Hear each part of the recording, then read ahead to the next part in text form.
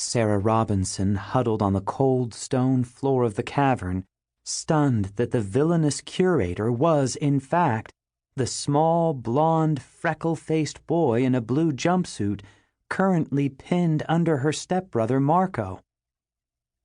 Her heart pounded as she recalled the events of the past few days.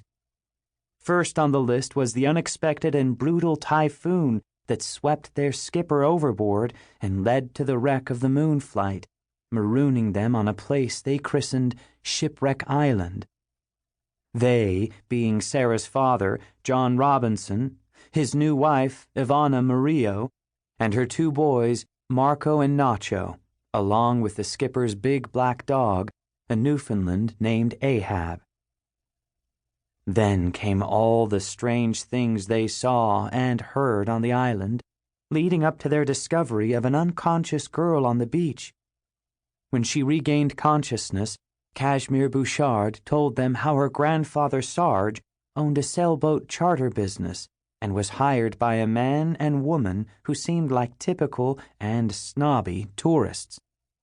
But the two were secretly hunting for a certain remote island that held a stash of mysterious treasure the man had left behind. Holding Sarge at gunpoint, the couple stranded Cash on Shipwreck Island and said they would come back for her once they found the island they sought. Cash told the Robinsons that she had fended for herself before being captured by someone called the Curator. After a day or so, she escaped, which is when the Robinson family encountered her on the beach. Sarah's dad went looking for the Curator, but didn't return. Then Nacho had gone missing with Ahab as well. So Marco and Sarah went to find them. Along the way, they'd seen bizarre creatures, including a shark on legs that had nearly made a meal of Sarah's new stepbrother. Then they reached a cavern full of white modules, each with a frosted glass window and an animal inside. Sarah glanced at the three nearest her and gulped. Those held something else, and Sarah could do nothing about it while sitting on the floor. "Marco!" Sarah sucked in a breath and froze again, afraid to move. Before Marco took control, the blond boy had used a white tube to shoot a net at Sarah, which was stuck to her leg.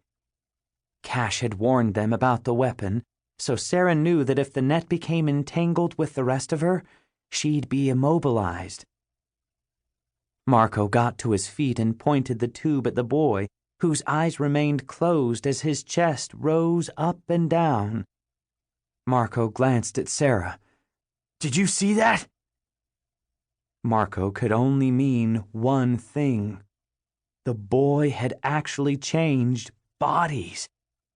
When Marco had pinned him to the ground, hands on his throat, the boy first appeared as an elderly man in a jumpsuit, then changed to a red-haired woman, then morphed to a man with chestnut hair. Finally, when Marco threatened to choke the life out of him, he turned into the boy, a shape that seemed to stick longer than the others. Perhaps this was who he really was. Sarah couldn't be sure about anything anymore. She nodded in the boy's direction. "What is going on here?" The boy coughed. Marco quickly tightened his grip on the weapon. The boy opened his eyes and slowly sat up. He held his palms out toward Marco. "Please don't. I mean you no harm." "No harm?" Marco's eyes narrowed. "Seriously?" Sarah pointed toward the closest row of white modules where her father stood motionless, like a specimen in a test tube. You froze my dad!"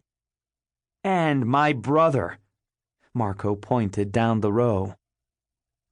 Sarah glanced at the modules where Nacho and the dog Ahab stood in the same kind of cold stasis as her father. A rush of heat made its way up her insides. "How could you do that?" she cried.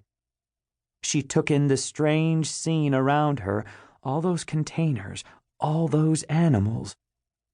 How could you do that to them? The boy rubbed his throat for a moment as he noticed the net still stuck to Sarah's leg. He told Marco, "Twist the end, and you can remove the net." Marco stepped a few feet away from the boy until he was next to Sarah. "And why should I trust you?" "I don't lie," said the boy. Sarah scowled. "No, you just take innocent people and animals and turn them into popsicles." "But they aren't hurt," protested the boy. "Then let them out!" Sarah shouted. Marco added, "Yeah, then let them out." The boy shook his head.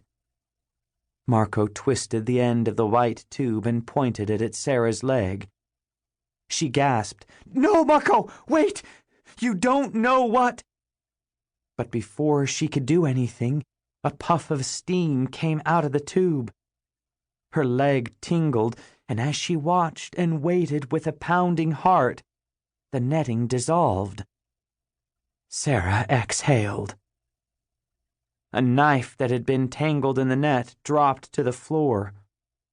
Marco picked up the blade, folded it, and put it in his pocket.